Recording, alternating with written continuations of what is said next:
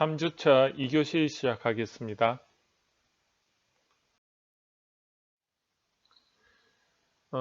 이제 탑다운 방식의 그 수요 기반 접근의 그 예시를 한번 제가 말씀을 드리려고 하는데요. 한 2년 전에 제가 이제 중국 항저우 사범대학이라는 곳에 한번 견학을 갔습니다. 학생을 데리고 갔었는데요. 이 항저우 사범대학의 학생들은 한 15,000명 정도 되는 학교인데 이 항저사범대학교가 어떤 학교냐면 옛날에 그 마윈이 알리바바를 설립한 마윈이 졸업한 학교입니다. 그래서 그때 이제 선생이 되기 위해서 이 항저사범대학을 졸업할 당시에는 이 대학이 중국에서는 한 3류 대학 정도 됐다고 합니다. 그런데 마윈이 이 대학에서 한 2km 밖에 떨어지지 않은 곳에 알리바바 본사를 설립을 하고요. 그리고 알리바바에서 학교를 하나 이 항저사범대학교 내에 세우는데 그게 알리바바 비즈니스 스쿨입니다. 그래서 한 1,100명 정도의 그 4년제 단과대학으로 해서 경영대학을 하나 세웠는데요. 여기서 하는 방법이 이 탑다운 방식의 소비자 수요 중심의 어떤 창업 프로세스를 가리키고 있습니다. 그래서 처음 입학한 저학년은 이 타오바오나 티모를 통해서 상품을 검색해서 자기의 그 쇼핑몰에다 그거를 게시를 하고요. 그래서 그걸 통해서 매출을 일으키는 그런 리셀러라는 형태의 비즈니스를 하는데요. 이 타보나 티몰에 이렇게 하면서 여기 학생들은 한 물어보니까 시골에서 많이 올라와 있다 보니까 시골에 부모님들이 그 생산한 그런 야채라든지 농산품들을 많이 여기에 학생들이 판매를 하고 있다고 합니다. 그래서 이 학생들이 보통 이제 한 12명이 이 책상을 이렇게 쭉 이렇게 깔아놓고 그 공간에서 한 12명이 팀을 이루어서 1학년 때부터 4학년 때까지 팀워크를 다지면서 비즈니스를 한다고 이렇게 하고요. 그래서 이제 저학년은 이렇게 그 쇼핑몰 구축을 해서 어떻게 보면 경쟁 제품이나 아니면 부모님이 생산한 그런 농산물들을 어떻게 보면 리셀러 형태로 해서 하는데 이걸 우리는 보통 초식 동물이라고 보통 이야기를 하는데 이걸 통해서 이제 1, 2학년 때 시장을 파악하는 거죠. 그리고 3, 4학년으로 갔을 때는 이 학생들이 이제 매출을 통해서 한 2년 동안 자본력이 축적이 되다 보니까 그 다음에 자기 자본으로 해서 아이디어를 시제품을 만들어서 실제로 시장 반응을 보고 그다음 판매까지 일어나는데 이 3, 4학년 정도 수준이 되면 벌써 이제 탑다운 방식으로 해서 경쟁 제품을 많이 해서 시장 수요를 확인하고 있기 때문에 수요 기반으로 해서 제품이나 서비스를 개발하고 비즈니스 모델을 구축하는까지 감안해서 수익이 나는 그런 형태를 되기 때문에 이때는 이제 포식 동물로서 자기의 자본력을 이용해서 금융 투자까지도 하면서 제품을 만들게 됩니다. 그래서 밑에 보면 이 알리바바 스쿨에서 이제 어떻게 보면 자기네들이 이제 나온 그런 결과물들에 대해서 이렇게 딱 소개를 하고 있는 사진들입니다. 이 지금 알리바바 스쿨에 그 학생들이 모여서 일하는 모습을 제가 사진으로 찍었었는데요. 제일 왼쪽에 보면 이 알리바바 스쿨 어떻게 보면 코워킹 스페이스라고 볼 수가 있는데 여기 입구고요. 그 다음에 그 안에 들어가면 이렇게 책상을 이렇게 전부 다 쭉 놔두고 그리고 컴퓨터는 개인적으로 가져와서 이렇게 자기의 그 노트북을 가지고 일을 합니다. 그리고 다른 사무실을 보러 가면 거기는 이렇게 보면 배대지와 같은 역할을 하는 그런 창고들을 학교에서 제공을 해주는데 여기에 이제 학생들이 물건을 수북히 쌓아놓고 어떻게 보면 유통을 하는 것이죠. 그리고 저 오른쪽 밑에 보면 제가 이건 왜 찍었냐 하면 이 학생들이 얼마나 열심히 하고 또 하는지 왼쪽 밑에 보면 이 물건들도 있지만은 이 학생들이 막 그 집에도 안 가고 그 어떻게 보면 여기서 숙식을 한 흔적들이 많습니다. 그만큼 여기서 4년 동안 비즈니스를 제대로 배운다는 것을 알 수가 있습니다. 예, 여기 보시면 이제 자기네들의 그 저학년일 때는 이 타부나 이런 데서 이제 물건을 검색해서 본인의 그 네이버 쇼핑몰과 같은 중국의 그 쇼핑몰을 자기가 이렇게 구축을 하고요. 그 다음에 이렇게 제품들을 소개 자료를 올립니다. 그런데 처음에 이렇게 올릴 때 보면 시골에 있는 부모님의 그런 농산물이라든지 아니면 경쟁 제품을 이렇게 올려놓고 판매를 하는 것이죠. 근데 장점은 뭐냐면 재고가 없다는 것이죠. 그냥 경쟁자든 아니면 부모님의 제품이든 본인들이 영상을 제품을 잘 카드 뉴스라고 하는데 이런 카드 뉴스를 잘 만들어서 이렇게 올려놓고 주문을 받으면 그것을 다시 판매자한테 전달해서 판매를 고객들한테 직접 전달이 되는 구조로 되어 있고요. 여기 보면 학생들이 아주 열심히 하고 있는 것을 볼 수가 있습니다.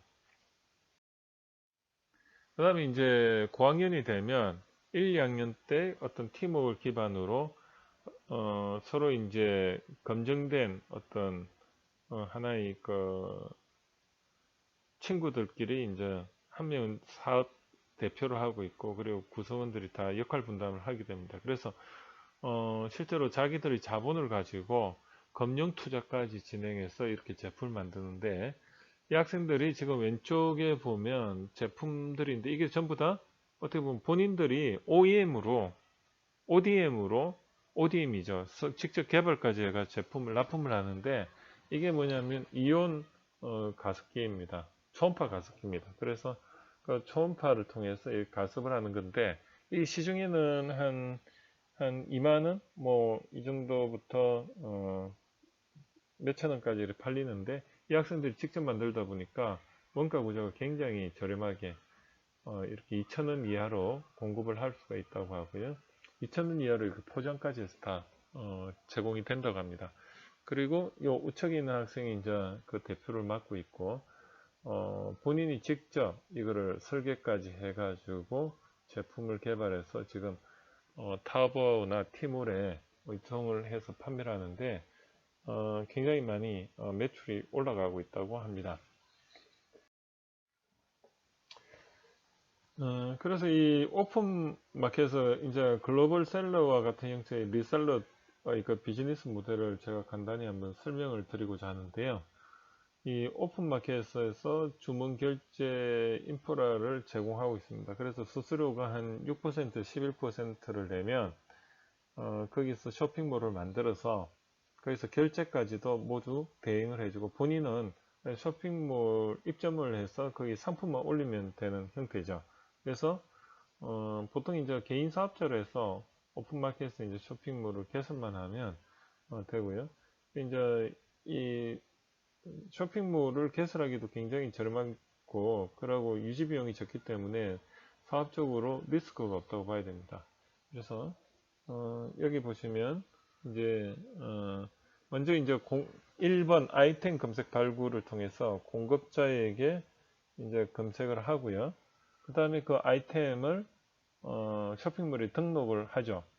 그러면은 이제 구매자들이 그걸 보고 주문 결제를 하게 되면 그 다음에 그걸 가지고 공급자한테 판매자는 주문을 하게 되고 그러면 공급자는 납품을 하게 되고 이게 이제 우리나라로 말하면 국내에 이제 7일 동안 중국에서 만약에 국내로 배송이 되고 그리고 거기에 또 국내에서 또 배송이 3일 되면 한 10일 만에 구매자한테 가는 거죠.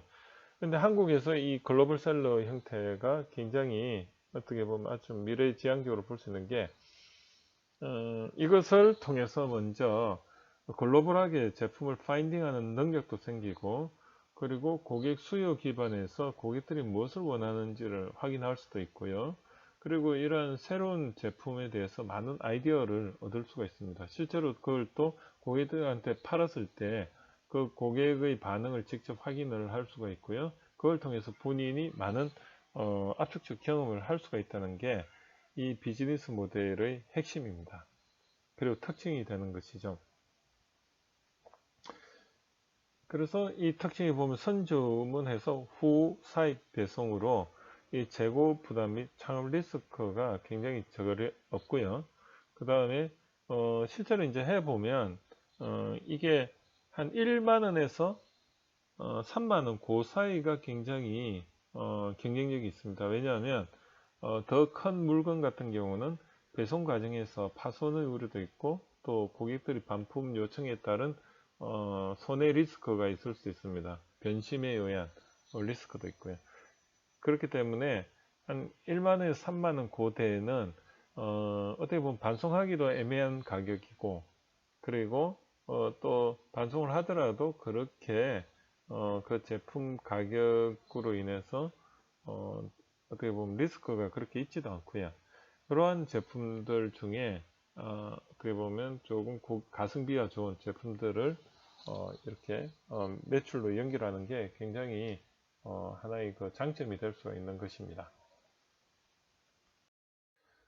한국의 경우에는 이 국가별 검색인지 1, 2위 업체별 점유율을 보니까 러시아나 독일, 미국, 그 다음에 덴마크, 대부분의 스페인, 뭐 이탈리아, 프랑스, 동남아시아,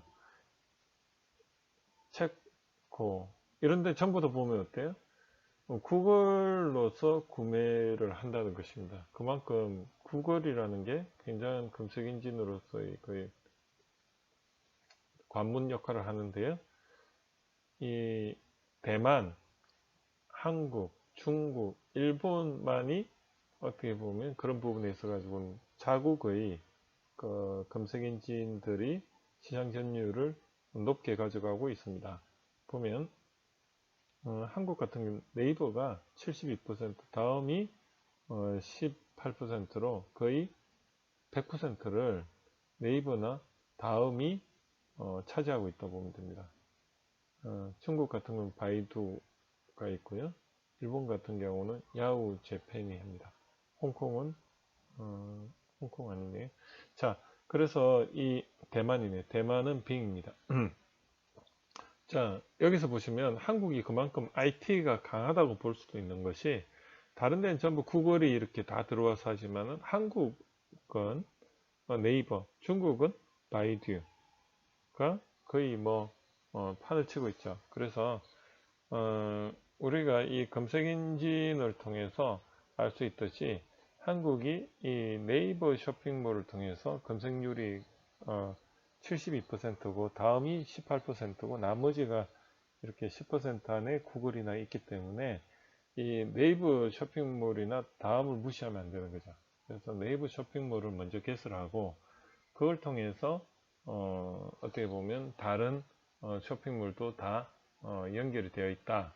그렇기 때문에 수요 기반 탑다운에서 어떻게 보면 글로벌 셀러로서 온라인 쇼핑몰을 만들 때는 이 네이버의 쇼핑몰을 감안을 해서 하는 게 하나의 추세라는 것을 알 수가 있습니다. 그러면 이 네이버 쇼핑몰을 만들 때 보통 어떻게 해서 글로벌 셀러로서 역할을 하느냐 몇 가지가 있는데요. 첫 번째가 그 사업자 등록증을 만들고, 그 다음에 두 번째가 중국 쇼핑몰 타오바오 가입, 그리고 세 번째가 배송 대행업체에 가입을 하고요.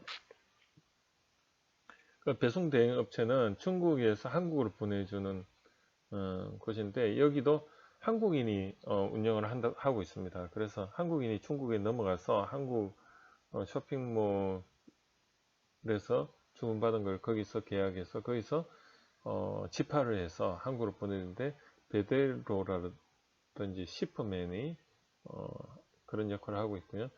그다음 비자 마스터 카드, 마스터카드, 신용카드 체크 만들기. 요걸 이제 체크 가능 카드를 하나 개설을 해야 되고요. 그 다음에 이제 네이버 스마트 스토어 만들기 해서 네이버 쇼핑몰에서 제공해주는 툴을 이용해서 이런 쇼핑몰을 구축을 하게 됩니다. 자, 이제는 저 바텀업에 대해서 한번 알아보겠는데요. 이걸 우리는 기술 기반 접근이라고 합니다. 그러면, 이 바텀업이 뭐냐? 거기에 대해서 여러분들에게 좀 설명을 드리려고 하는데, 여기 그림에서 보면, 두 가지 그림이 있는데, 어느 쪽이 돌출되었을까요? 오른쪽입니까? 왼쪽입니까? 여러분들이 볼 때는 오른쪽이 돌출되었다고 느껴집니까? 저는 그렇게 느껴지거든요. 그런데 이것을 한번 보실까요? 이렇게 회전을 하면 결국 같은 돌출 방향이죠. 그런데 우리는 오른쪽은 돌출되었다고 하고 왼쪽은 들어가 있다고 합니다. 그런데 그 이유가 뭘까요? 자, 해는 항상 위에서 아래로 빛을 비춘다는 그런 우리는 생각의 고정관념이 있습니다. 그래서 우리가 이제 여기서 얻는 교훈은 세상을 눈으로 보는 것이 아니고 자신이 만든 그 관점으로 세상을 해석한다는 것이죠. 그래서 우리가 그 사업 아이디어 도출하는 것도 이 바텀업 방식으로 해서 뭔가 아이디어를 도출하는 강제적으로 도출을 할 때 그냥 하면은 이런 좋은 아이디어가 안 나오는 거죠. 왜냐하면 자신만의 관점으로 생각을 하기 때문에. 그래서 이 본 강의가 지향하는 것을 이 그림을 통해서 제가 말씀을 드리면 다양한 관점을 생각하는 관점을 한번 내 머릿속에 장착을 한다. 그러면은 어때요? 관점을 장착하면 세상이 보는 그 관점이 다양하게 봐지겠죠. 그런 것들을 제가 설명을 하겠다는 것입니다. 자, 그럼 바텀업 원리에 대해서 한번 아이디어 발송 원리에 대해서 한번 새로운 관점을 한번 보겠는데요. 이 아이디어는 인간의 그 문제 해결의 도구로 사용하는 정신활동의 산물이다. 뭐 이렇게 돼 있고, 어떻게 보면 이제 그 문제점이 발생하면 거기에 대해서 기존 아이디어와 그리고 새로운 아이디어가 이렇게 결합이 되었을 때 아이디어가 재창조된다.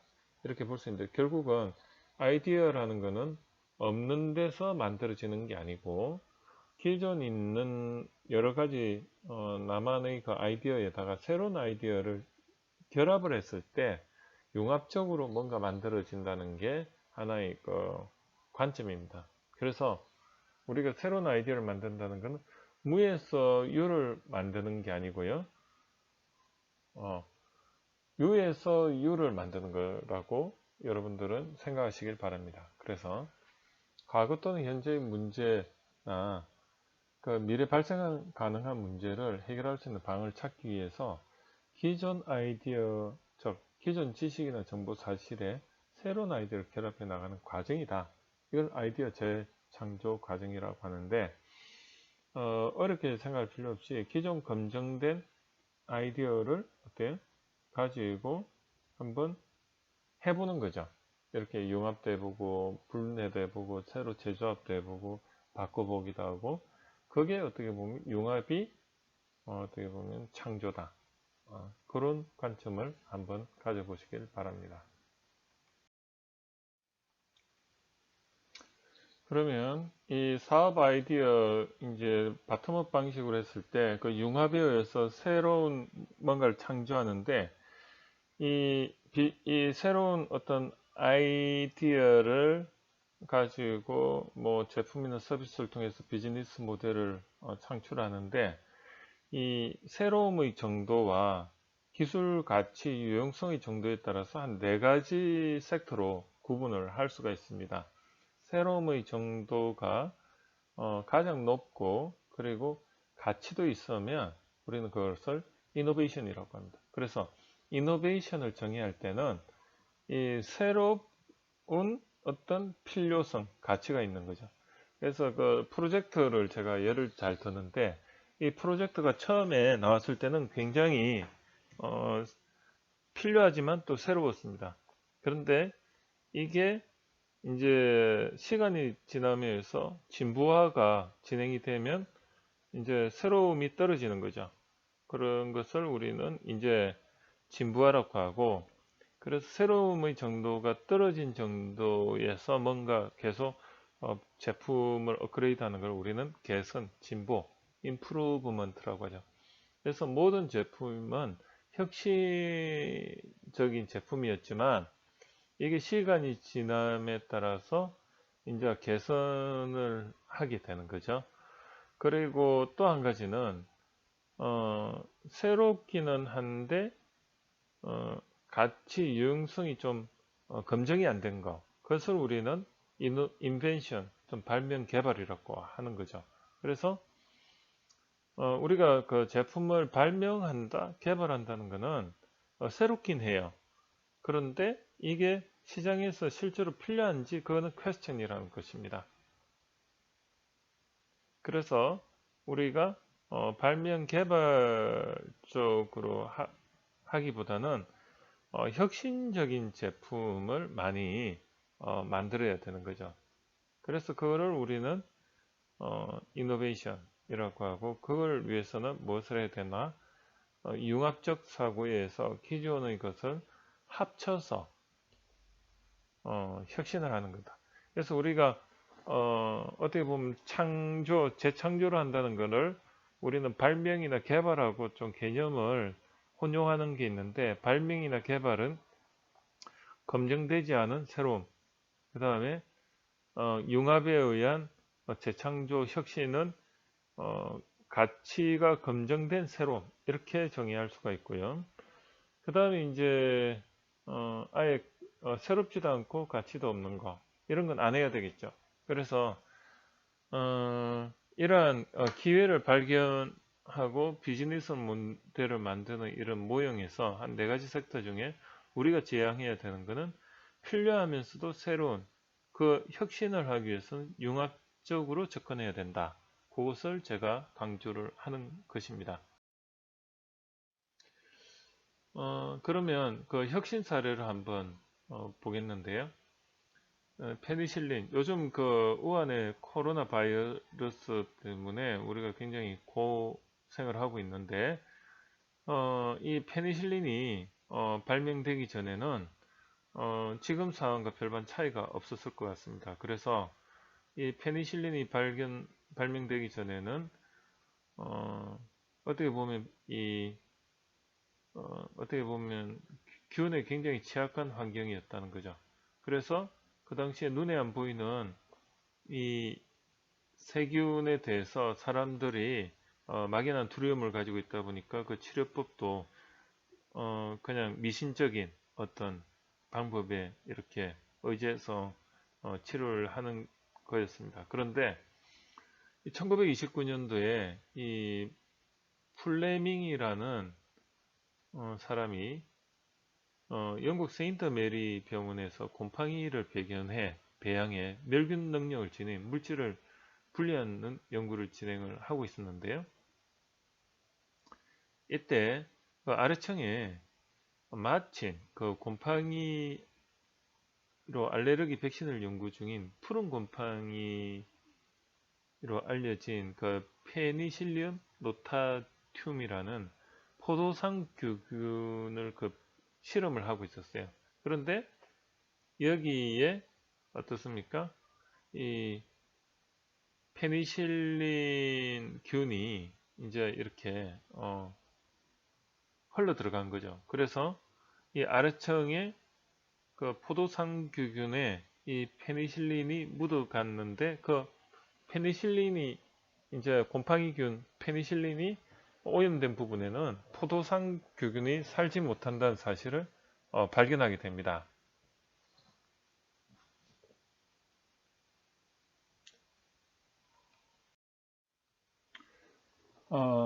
혁신 사례로서 건기의 결과에 대한 예시를 한번 보겠습니다. 여러분이 많이 알고 계시는 아스피린 같은 경우에 1억 알이 연 소비가 되고요. 특징이 해열, 소염 진통제로 이렇게 사용이 되고 있습니다. 그런데 이 아스피린 성분이 예전에 기원전 1500년에 이집트에서도 사용된 기록이 있고요. 기원전 400년 전에 히포크라테스도 이 약성을 이용해서 치료한 게 기록으로 남아 있습니다. 그리고 1763년도에는 에드워드 스톤이라는 성직자가 버드나무 껍질즙을 열이 있는 사람 50명에게 먹여 해열 작용을 했다는 것을 영국 왕립학회에 발표한 적도 있습니다. 1823년 이탈리아 과학자 피리아는 버드나무 껍질에서 약효의 주 성분인 살리신을 분리하는 데 성공해가지고 몇 단계 화학반을 거쳐 이 살리신을 적용하기 위한 제조에는 성공했는데요. 이것을 임상실험하는 과정에서 위벽을 자극하고 설사를 일으키고 많이 먹을 경우 사망자까지 발생하였습니다. 그 이후에 이 살리신 성분의 이 아스피린을 진행을 못하고 거의 묻어두었는데요.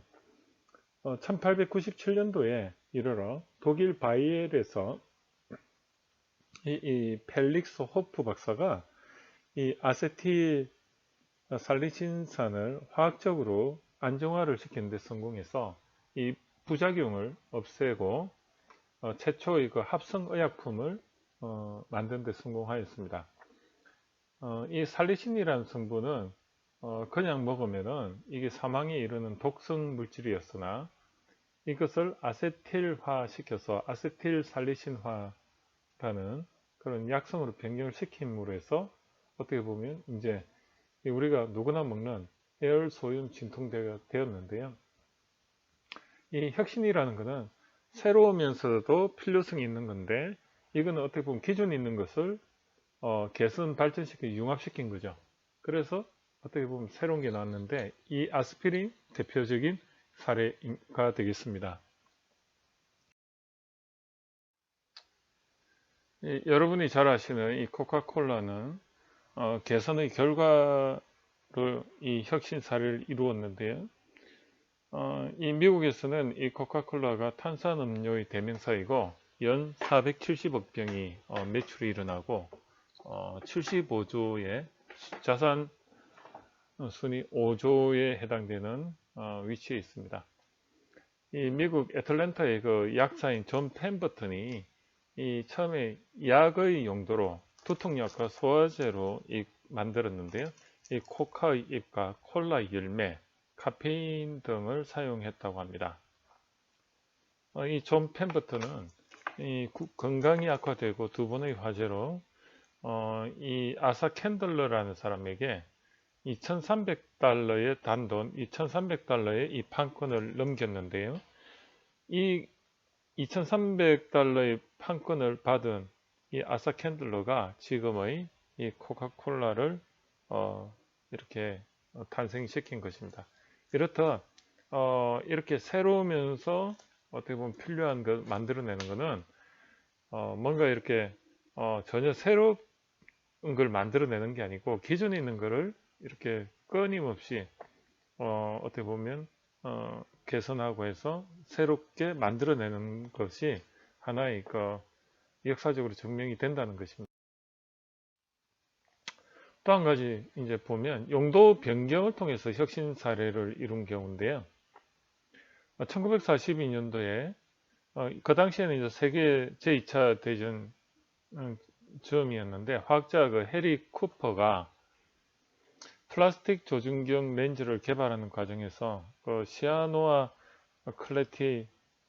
클레티레이트라는 물질을 이제 발견하게 됩니다. 그래서 이 시아노 클렐레이트로 구성된 그 시제품 접착제는 그 열이나 압력 없이도 모든 물질을 붙일 수 있는 초강력 접착제인데요. 이것을 비상응급처치용으로 상처를 그 봉합하고 철을 먹게 하는데 이제 사용을 했다고 합니다. 그래서 용도가 이제 늘어난 거죠. 그래서 의료용으로 이것이 이제 더 많이 사용하게 되고, 또 한 가지는 이 범죄 현장 조사관들이 그 지문을 채취할 때 이 어떻게 보면 이 순간 접착제를 사용한다는 거죠. 그래서 그것을 뿌리고, 그래서 그걸 뜯어내면 이 지문이 거기에 이제 묻어나는. 그래서 어떻게 보면 이 순간 접착제 같은 경우 처음에는 이 플라스틱 조준경으로 조준경 렌즈를 개발할 때 그 렌즈를 만드는 그런 물질로 개발이 되었다가 이것이 초강력 접착제에서 이제 인체를 붙이는 상처를 응급처치하는 비상 응급처치용으로 사용이 되고, 이게 이제 범죄 현장의 지문을 또 채취하는 데까지 이렇게 발전이 되어 왔습니다. 이 R&D 실수로서 그 실험하는 과정에서 또 탄생한 물질이 있는데요. 그게 폴리우레탄입니다. 폴리우레탄이 어디에 많이 쓰였냐 하면 신발 밑창이 폴리우레탄인데, 여러분들이 쓰는 그 플라스틱 같은 데 고무 같기도 하고 그런 중간 성질을 가진 신발 밑창이 이 폴리우레탄인데요. MIT 기계공학 실험실에서 이 사출 성형이라고, 우리가 이제 수지를 이렇게 인젝션하는 사출 성형 기계에서 실수로 여기에 이제 공기가 섞여 들어가서 스펀지 같은 플라스틱이 생성이 된 겁니다. 그래서 그 플라스틱의 장점이 이 닳지 않는 성질과 그 다음에 이 고무의 이 장점인 이 충격 흡수 성질이 둘 다 구현이 된 거죠. 그 당시에 신발 밑창은 고무로 만들다 보니까 이게 빨리 닳고 또 이게 그러니까 마모성이 안 좋은 거죠. 그런데 이러한 것을 단점을 보완한 게 이 폴리우레탄이라는 신물질인데, 이것을 나이키사에서 신발 밑창에 처음 적용을 해서 이 폴리우레탄이 세상의 빛을 보고 나이키도 성장의 기반이 되고 다른 신발과 차별화되는 계기가 되었답니다. 그래서 이렇게 R&D 실수가 새로운 물질을 생성함으로써 이거를 용도를 찾은 거죠. 그래서 바텀업이 뭐냐면 이렇게 새로운 어떤 수단이나 아니면 기존에 있는 물질 이런 것들을 개선 또는 용도 변경, R&D 실수 이런 걸 통해서 어떻게 보면 소비자를 찾은 케이스가 되는 것입니다. 또 한 가지는 여러분들께서는 지금 순간 이 접착제가 발라진 스티커인데요. 이 포스트잇이죠. 근데 이 포스트잇이 스펜스 실버라는 사람이 강력 접착제를 개발을 하다가 실수로 접착력이 약하고 끈적이지 않는 접착제를 만들게 됐는데, 이게 이제 아스프라이가 이 접착제를 사용할 수 있는 획기적인 아이디어를 고안했던 것입니다. 그래서 지금 현재 3M에서 이 포스트잇이 처음에는 접착 성능이 안 좋은 제품을 개발하려다가 이게 어떻게 보면 오히려 더 장점으로 되어서 지금 현재 포스트잇이 되었답니다. 그래서 그 사업 아이디어 도출 방법론에서 바텀업 방식으로는 크게 제가 한 5가지 예시를 들었는데요. 페니실린과 같이 어떤 이 곰팡이균을 실험하는 과정에서 이 페니실린 균이 아래층 곰팡이균에 어떻게 보면 전달이 돼가 그 페니실린 균이 있는 데는 곰팡이균이 살지 못하는 그런 우연의 결과를 발견함으로 해서 이 페니실린이 발견이 되었고, 아스피린 같은 경우는 기존 성분을 어떻게 보면 끈질기게 개선을 한 경우고, 그리고 코카콜라는 또 이 원래는 이 있는 제품을 빛을 못 보다가 개선을 해서 이렇게 된 거죠. 그리고 순간접착제도 용도를 변경해서 오히려 더 세상이 어떻게 보면 더 많이 알려져 있고, 폴리우레탄이나 포스트잇도 어떻게 보면 연구 개발의 그 실수가 결국은 이렇게 혁신 사례가 되는 것입니다. 그래서 문제점에 대해서 기존 있는 거에다가 새로운 뭔가를 붙였을 때 USU를 창조하는 게 하나의 바텀업 방식이고, 이걸 통해서 더 중요한 거는 시장을 찾아냈다는 거죠. 이 시장을 찾아냈기 때문에 이게 어떻게 보면 사업 아이디어 도출에서의 어떤 성공적인 케이스로 다루어지는 것입니다.